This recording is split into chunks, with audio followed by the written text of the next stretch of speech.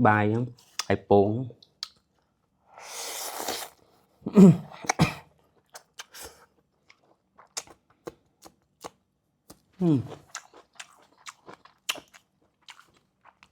mi hay cho mùi bông mùi bài chuyện đó ngan vô mà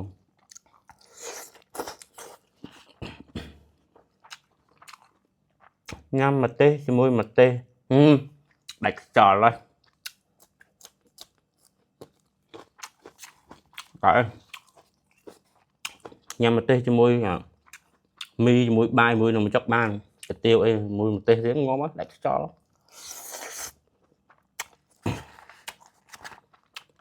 rồi mày ban cao được năm tiếc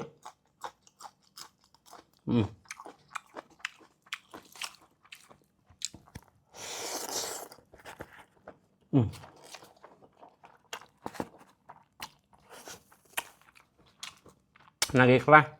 về đại lui bán mi là một chọc làm bái được chị ạ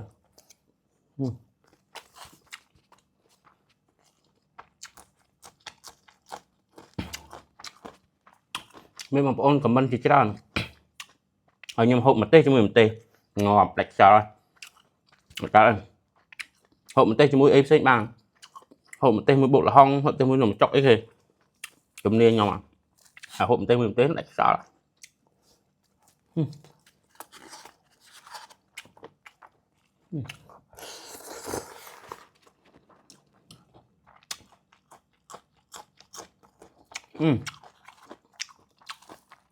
chuyện cắt dụng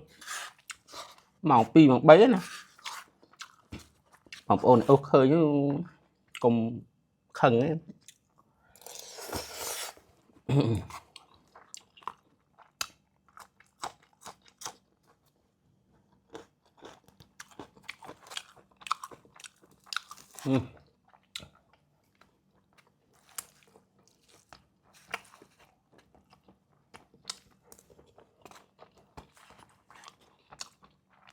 việc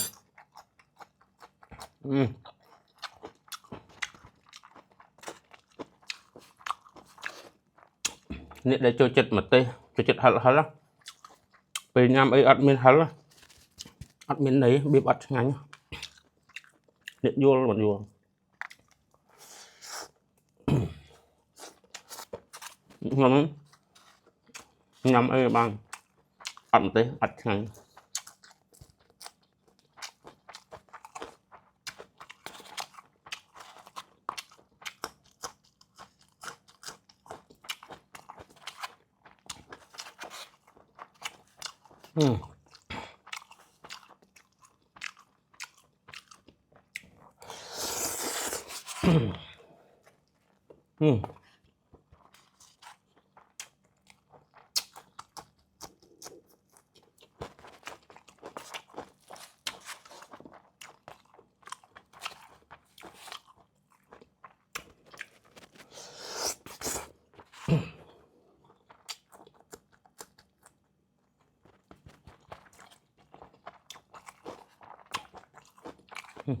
bệnh nhá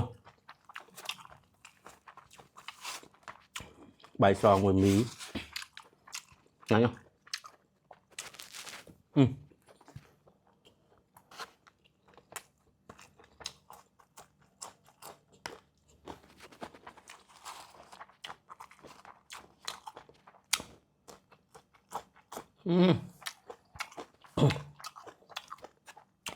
đây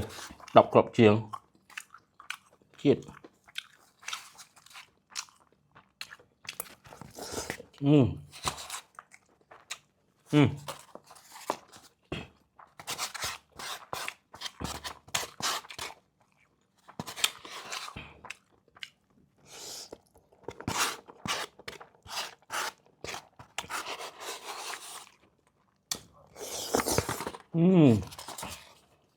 bệnh như